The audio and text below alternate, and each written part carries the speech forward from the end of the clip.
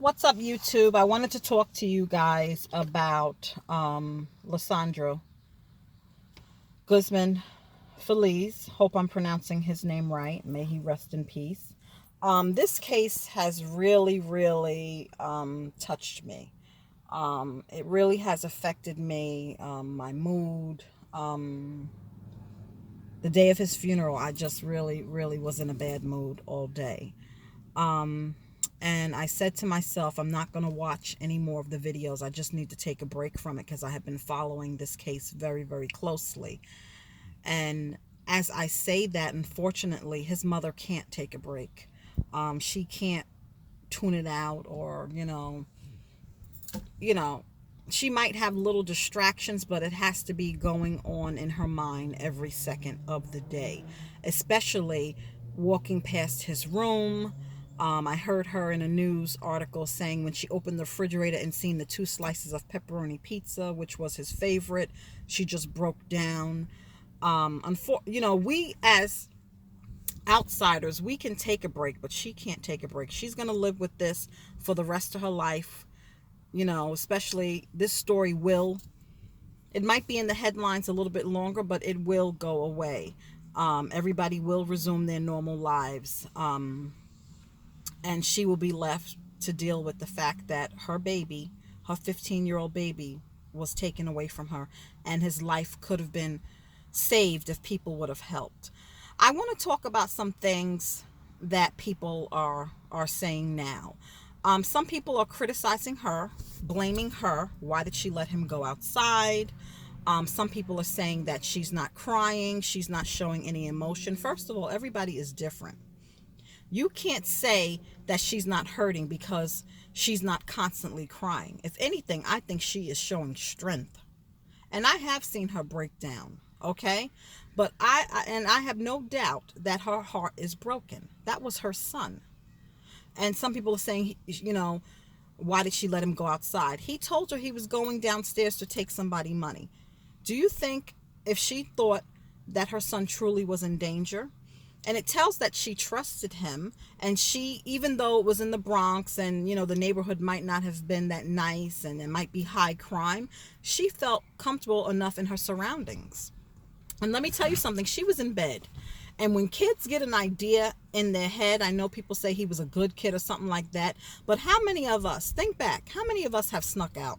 I know I have, because my mother was very strict with me. My curfew was started at 7 o'clock, and each year, not every couple of months, each year I got another hour added on to that. I think when I was 18, I had to be in the house by midnight. I only went to 2 house parties. So when kids want to go somewhere, they're going to sneak out. So who's to say that he wouldn't have just, if she was sleeping, would have went downstairs anyway?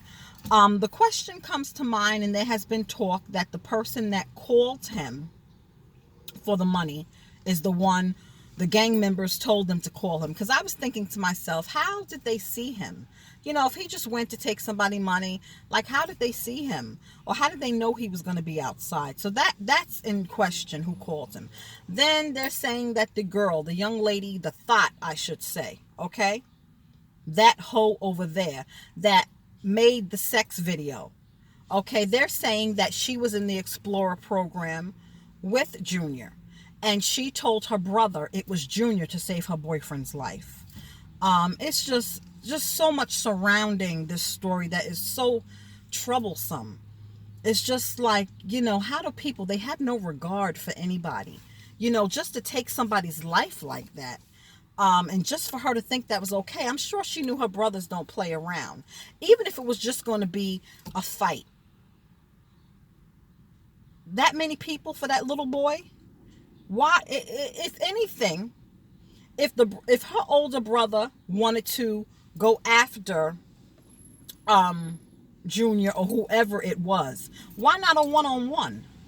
Why do you gotta get all your crew to beat up this little boy? This really angers me. Really angers me.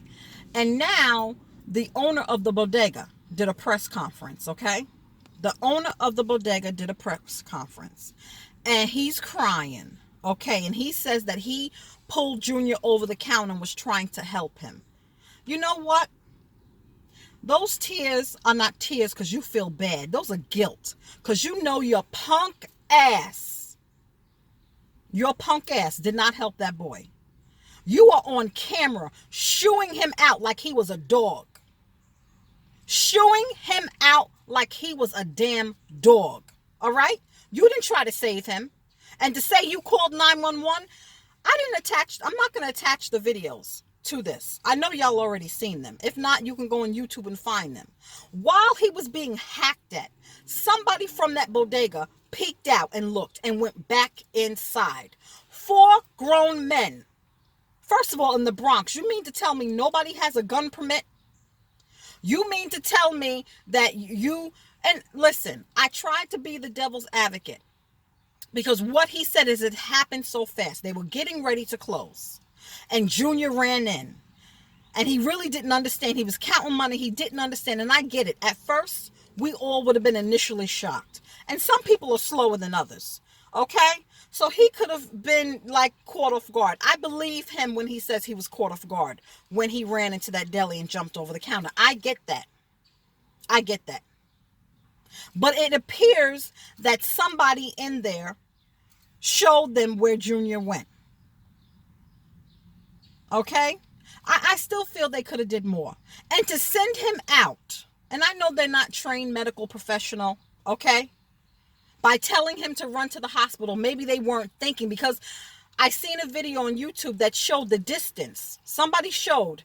They panned their cell phone to the bodega, then they panned it to the hospital. It was literally 1 block. But, so his defense was they didn't think he was going to die. They didn't realize the extent of his injuries. And they felt like he could get to the hospital faster than the ambulance. Nobody has a damn car. Nobody thought to put pressure on the wound. It's just horrible. And the worst part of me is when he was sitting on that bench outside the hospital, bleeding to death. And there were 2 officers there. Now they're being probed. Okay? But also by the commissioner, they were kind of defended that the ambulance came 1 minute later. First of all, when somebody's bleeding out, every second helps. Every second counts. I didn't see them close to that boy, and they had on gloves. I understand there's diseases and there's things that you can catch by exposure to blood. I get all of that. And, as civilians, everybody's thinking about themselves, but I just feel like something more could have been done to help this boy. And I believe in God. I don't know what your beliefs are.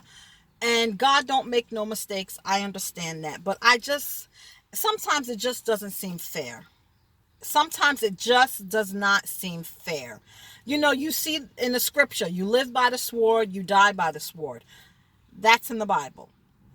So you could understand young kids, not say understand, maybe that's the wrong word, but I'm just saying, if you know somebody, if somebody's in a gang and they're running the streets and they have killed and then eventually they get killed, you think of that as karma. But this young boy who wanted to be a police officer, who wanted to serve and protect, like me, I knew I wanted to be a nurse from a little girl. There's nothing else that I would want to do. Besides home decorating or something like that, crafts and stuff like that. But as a profession, I can't see myself doing anything else. So I understand that was his dream, to be a police officer. His mother never spoke of him being disobedient, fresh, or giving her a hard time. You understand what I'm saying? So this is a pretty good kid who was walking the straight and narrow. It just doesn't seem fair.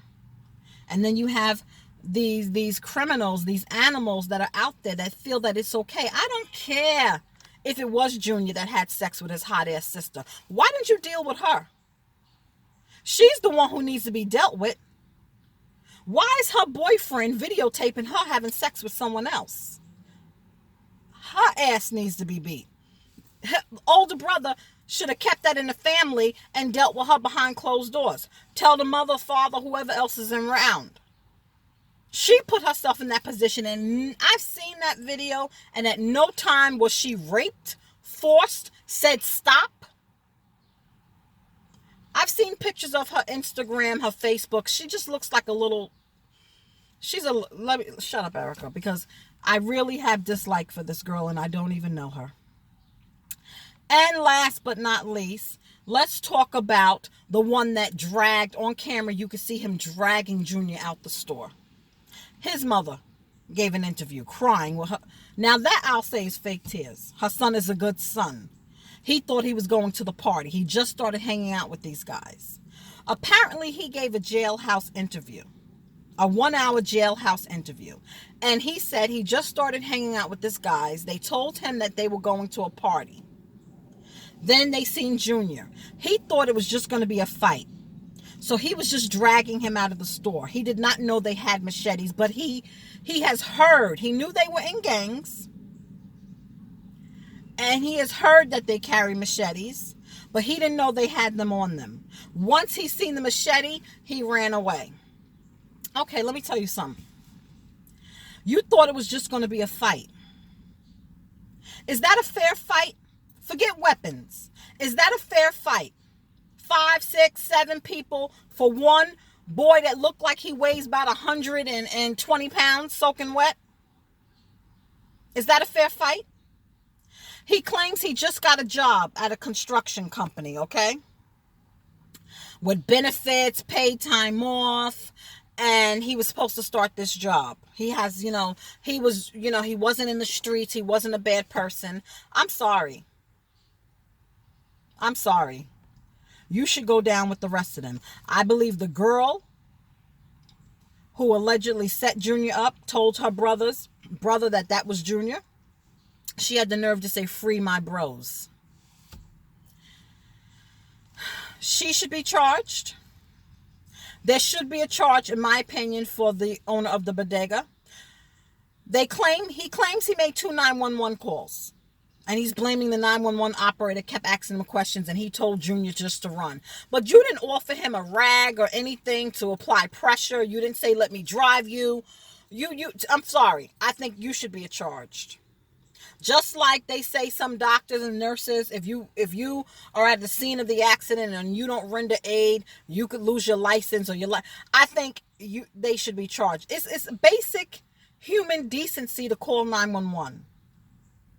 It's basic human decency. Hospital's right there. Why didn't you carry him? Because by him running and using all that energy, his adrenaline was up. That made him bleed out faster. He couldn't even make it to the hospital, the ER entrance. He was sitting on the bench, and if nobody walked by, who knows when he would have been seen. It's just a very sad story, and I try not to watch it, but when I go on YouTube, it's on my feed. On Facebook, it's on my feed, and it just breaks your heart. It really, really breaks your heart. And everybody taping. The people upstairs in the apartment, everybody taping, but who does something? Me? I don't know if I would pull my camera out right away. I don't know if that would be my first thought, where's my phone? But this generation, this time era, I get it. When you're having a confrontation with the police, you want to record it, okay? I get that. But you see somebody dying, even the murder of the rapper. People with the phones taping his lifeless body, posting it before a mother could be notified. I just don't understand it. And it's really, really bothering me. My heart goes out to his mother and his father. I pray for her, that God keeps her strong, because right now everybody's around her. I seen her do a news article on Fox one morning when I was getting ready for work, and she's saying she's never been alone yet. Even at the funeral, I was a little annoyed. She had police escorts, and as they were preparing for the casket to be removed for the church, she wanted to go close to it, and they kind of was like holding her back. She did go, and she rubbed on it with her hand. It was just heartbreaking. I'm telling you, the day of his funeral was a bad day for me, seriously. This is just, it's got to stop. And I know people die every day. He's not the only kid that has died this summer, and he's unfortunately, due to these times, as my mother would say, last days, he's not going to be the only one. But this story, just because it was caught on tape and we seen it. It's one thing you see on the news, somebody gunned down, somebody stabbed. You feel for them, but this was just, you seen someone's last moments. it's just really heartbreaking. You know, the owner of the bodega, I think it should be closed down. You know, his lawyer was speaking for him and he's trying to give his defense. I think it should be closed down. He should lose his business license. That's my opinion. I believe the girl in the video should be charged. I have no sympathy for these people. And the young man that I was telling you about that said that he was just in the wrong place at the wrong time, and how, you know, he didn't know what they were going to do. The one who dragged him out of the store, I feel you should go down with the rest of them. I'm sorry. No, I'm not sorry. But I think you should go down with the rest of them. You know, this is just horrible. And I hope they get the maximum sentence. The maximum sentence. I heard a rumor, I don't know how true it is, that they're going to be charged as if they killed a police officer. The maximum sentence. My husband says, oh, they'll be out in their 40s. I hope not. They don't deserve to see the light of day. They cut this young man down before he could even live. Before he could even live, they've taken this young man's life. They should not see the light of day. And also the young man who I told you, the one who dragged him out, he was transferred from Rikers because a corrections officer told him he was going to leave his cell open so people can come get him. You know, vengeance is mine, says the Lord. But I don't know. I don't know. I don't know. You know, eye for eye. I don't know. I don't know. But just pray. If you've been following this story, just keep his mother in prayer, his father in prayer, that God will give them strength and help them through this. You know, it's just heartbreaking to hear her story and to have people criticize her and say, oh, she's not crying. She seems cold. Or how could you say that? How could you say that? I seen another video where they were saying that this is fake. It really wasn't. It didn't happen. I don't know. Just pray for Junior's parents and his entire family that they heal from this, because I don't know how life could be the same. She said in an interview, they killed him, but they killed me. I'm alive, but I'm dead. So sad. That's just my take on the video, guys. All right? Justice for Junior. I'm going to try to take a break from this story, but I will keep his mother in my prayers.